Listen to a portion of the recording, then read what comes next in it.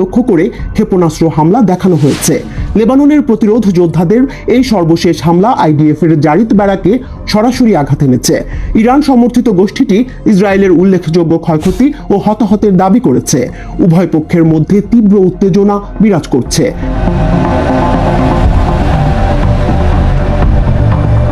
তেল আবিবে রবিবারের আত্মঘাতী বোমা হামলায় ইরান ও হিজবুল্লাহরও হাত রয়েছে বলে সন্দেহ করছে ইসরায়েলি নিরাপত্তা বাহিনী।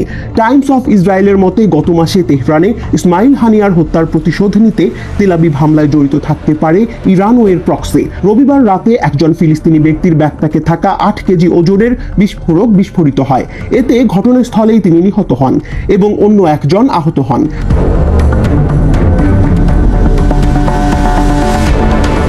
হামাস এবং তার সহযোগী ফিলিস্তিনি গোষ্ঠী ইসলামিক জিহাদ হামলার দায় স্বীকার করেছে। তবে ইসরায়েলি বাহিনী তাদের এবং আত্মঘাতী বোমা হামলা করা ব্যক্তির মাঝে কোনো যোগসূত্র খুঁজে পায়নি। ইসরায়েলি বাহিনীর বিশ্বাস, ইরান এবং হিজবুল্লাহ বিষয়টি হ্যান্ডেল করে। এদিকে লেবাননের গভীরে ইসরায়েলি বিমান হামলার একদিন পর হিজবুল্লাহ উত্তর ইসরায়েলে রকেটের একটি বিশাল হামলা শুরু করে। মঙ্গলবার ইসরায়েলের দফায় দফায় রকেট হামলা চালিয়েছে। লেবানন থেকে সকাল ও বিকেলের দিকে 70টি রকেট ছোড়া হয়। ইসরায়েলি বাহিনীর তথ্য অনুযায়ী আপার গ্যালিলি, ওয়েস্টার্ন গ্যালিলি ও গোলান হাইটসে হামলায় কোনো হতাহতের ঘটনা ঘটেনি। তবে কিছু খোলা জায়গায় আগুন ধরে যায়। এ সময় সেনাবাহিনীর সদস্যরা আগুন নিয়ন্ত্রণের চেষ্টা করে।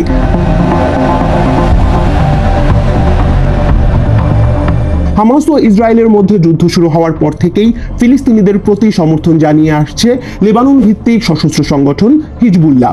ফলে প্রায়ই এই দুই পক্ষের মধ্যে হামলার ঘটনা ঘটছে।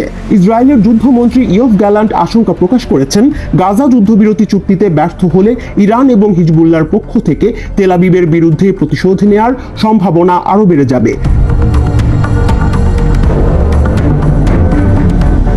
গ্যালান্ট অভিযোগ করেন, নেতানিয়াহু সব সময় গাজা উপত্যকায় যুদ্ধ অব্যাহত রাখা এবং যুদ্ধবিরতি বাধাগ্রস্ত করার বিষয়ে তার নিজস্ব নীতি অনুসরণ করে চলেছেন। ইয়োভ গ্যালান্টের এই বক্তব্য এমন সময় এলো যখন গাজায় যুদ্ধবিরতির জন্য এই সপ্তাহের শেষের দিকে কায়রোতে আবার আলোচনা শুরু হওয়ার কথা রয়েছে।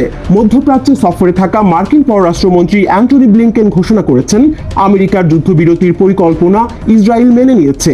এখন হামাসকে একই কাজ করতে হবে।